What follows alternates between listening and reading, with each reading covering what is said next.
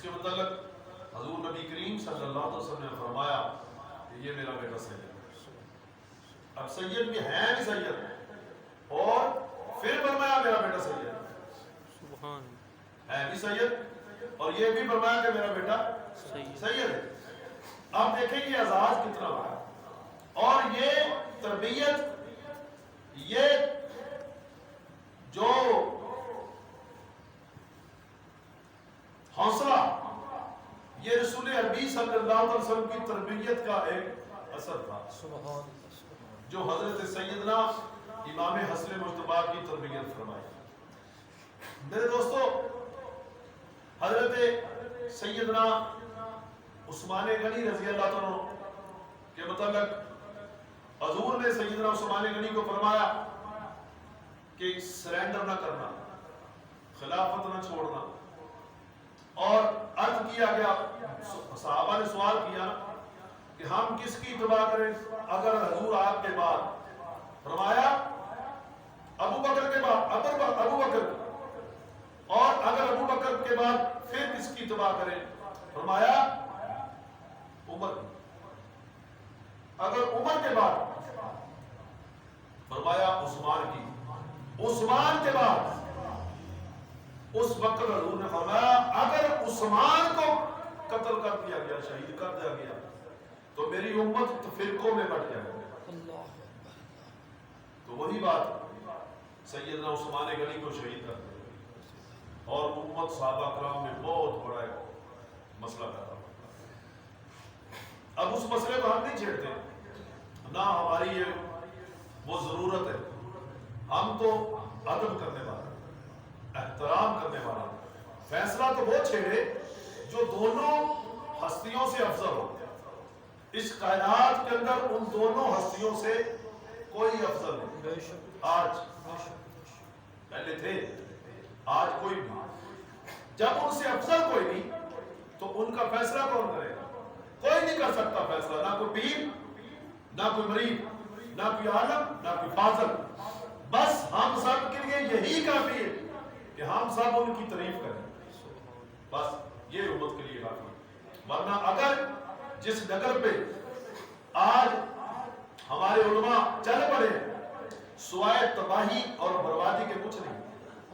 امت کو اتحاد دو، امت کو وہ تربیت دو جو تربیت حضور نے اپنے بیٹے کی تھی، حضرت حسن پاک کی، کہ امت کو ایک کرنے کی کوشش کرو۔ اور جب شہادت عثمان غنی کے بعد امت میں ایک بہت بڑا مسئلہ بن گیا، مسئلہ چلتا رہا، مسئلہ چلتا چلتا حضرت سیدنا علی المرتضیٰ شیر خدا رضی اللہ عنہ کی شہادت پاک جو ہوئی، اس کے بعد خلیفۃ المسلمین حضرت سیدنا امام حسن مجتبی رضی اللہ عنہ بنے، اور 6 ماہ کا عرصہ جب بیت گیا تو مسلمانوں میں وہ جو جنگ تھی وہ تیار تھی، جنگ تیار تھی، دونوں طرف صحابہ تقسیم ہو چکے تھے، ایک گروہ ایک طرف تھا، ایک گروہ ایک طرف تھا۔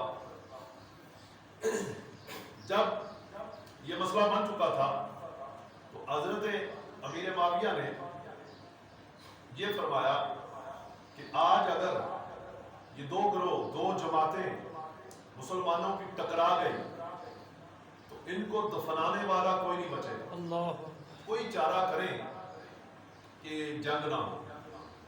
اتنی دیر حضرت سید امام حسن مجتبی، ٹھیک ہے، جس کا بچپن، جس کا پیدل چلنا اللہ کے حبیب کو پیارا نہ تھا، کبھی ہاتھ پکڑتے تو کبھی کندھوں پہ اٹھاتے، تو وہ حسن مجتبی کے جس کو منبر پہ خطبہ دیتے تو اپنی گود میں اٹھاتے۔ یہ وہ جب امیر معاویہ نے یہ مسئلہ پیش کیا تو حضرت امام حسن مجتبی کی طرف سے پیغام آیا کہ اے معاویہ تم کیا چاہتے ہو؟ امیر معاویہ نے اس وقت کے مطابق پیپر تھا، کاغذ تھا، چمڑا تھا، سادہ، بغیر کسی لکھن پڑھ دے. فرمایا اے حسن معاویہ کچھ نہیں چاہتا, یہ رکا ہے, اس پہ جو فیصلہ حسن کرے گا معاویہ اس کی تائید کرے گا. سبحان اللہ سبحان اللہ. یہ نہیں بیان کرتے, یہ نہیں بیان کرتے. آپ دیکھیں میری زندگی تقریباً 46-47 پہنچ چکی.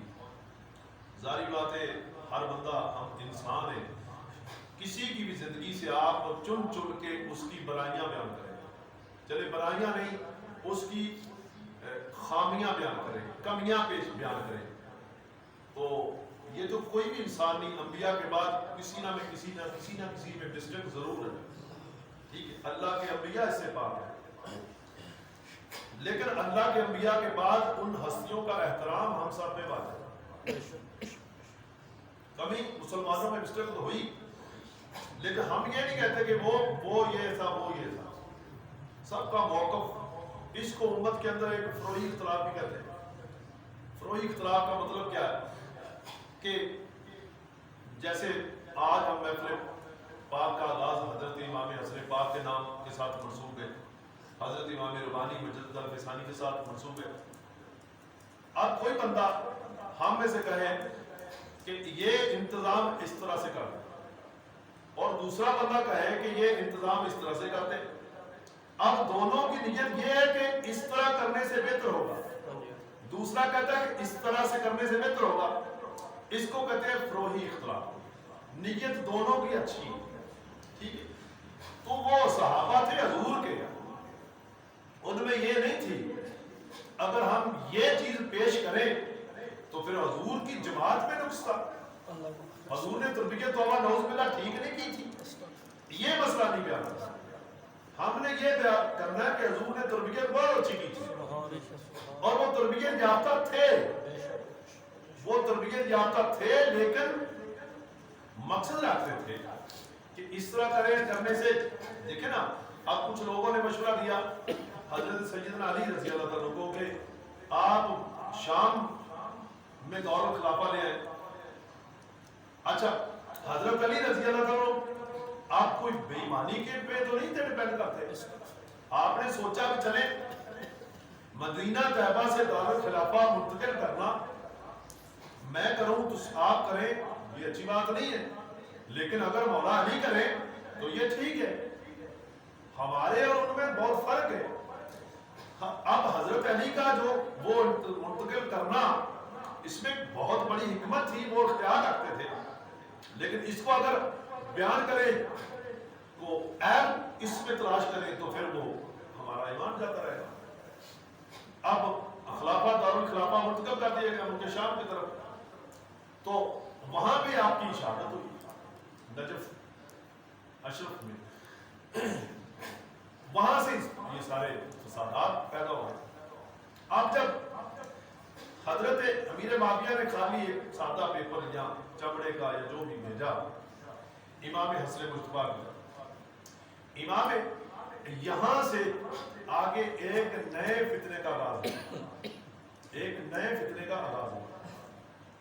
جو پہلے فتنہ تھا اس کا کلا کیم کر دیا. وہ فتنہ تھا خروج کرنے والے.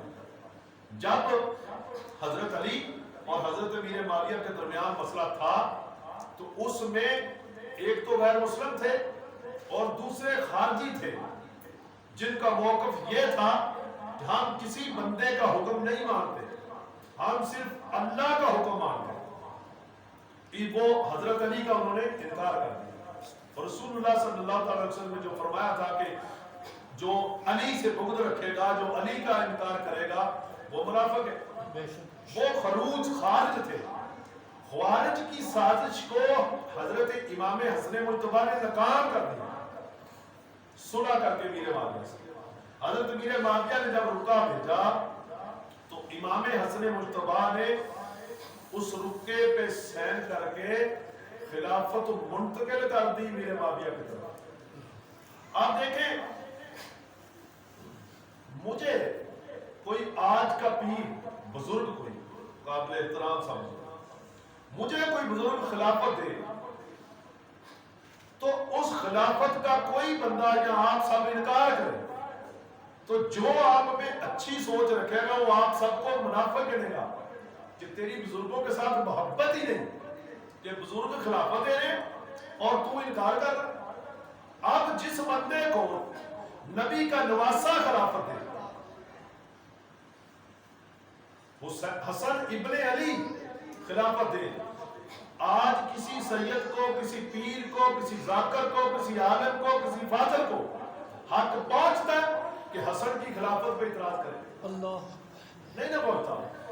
تو جب ایک فتنے کا تو تلقین کر دیا خوارج کا کہ امت کو بچا لیا، ہلاکت کے دہانے پہ پہنچ چکی تھی، اب جب فتنہ خوارج ختم کر دیا تو جب حضرت امام حسن پاک نے امیر معاویہ کے ہاتھ پہ بیعت کر لی، میں یہاں پہ یہ بھی بات کروں گا، یہ بھی نہیں تھا کہ امیر معاویہ کی شان افضل تھی یا حسن کی کم تھی، یہ نہیں مسئلہ۔ حسن کی شان بھی برابر اور صحابی رسول کی شان بھی برابر۔ یہ امت کو میسج دے، امت بچے گی تو اس طرح بچے گی، ورنہ بہت زیادہ تفرقے بڑے بڑے عالموں کی طرف سے یہ تفرقے پھیل چکے ہیں۔ تو میرے دوستو، ہم نے امت کو ایک میسج دینا۔ اچھا، جب حضرت امام حسن مجتبیٰ نے خلافت دے دی اور جا کے امیر معاویہ کے ہاتھ پہ بیعت کر دی، یہ بڑا حوصلے کی بات ہے۔ بہت نہ جانے کتنے صحابہ اس طرف سے اور نہ جانے کتنے صحابہ اس طرف سے، دونوں طرف سے سینکڑوں کی تعداد میں شہادتیں ہو چکی۔ اور جو بخاری شریف میں ملتا ہے، حضور فرماتے ہیں کہ حضور نے دونوں جماعتوں کو مسلمان فرمایا، دونوں جماعتوں کو مسلمان فرمایا کہ مسلمانوں میں صلح کرا دے گا، کافروں اور مسلمانوں میں نہیں، منافقوں اور مسلمانوں میں نہیں، مسلمانوں میں، دو گروہ مسلمانوں میں حسن صلح کرائے گا۔ تو حسن نے وہ حدیث پاک سچی کر کے ثابت دکھا۔ اچھا، جب علی کا بیٹا حسین کا بھی امام، حسین کا بھی امام، تو علی کا مرید نبی کا نواسا جب فیصلہ کیا، خلافت دے دی، جا کے امیر معاویہ کے ہاتھ میں بیعت کر دی، اب امت میں ایک فتنہ ختم ہو گیا، امت میں ایک فتنہ ختم ہو گیا۔ وہ کون سا فتنہ تھا؟ فتنہ خوارج۔ فتنہ خوارج کے خلاف حضرت مولا علی نے جہاد کیا، چن چن کے ان کو قتل کیا کہ یہ بہت بڑا وائرس ہے۔ اور اسی فتنہ خوارج نہیں، امت کے اندر آج تک بہت زیادہ تفرقے ڈالے۔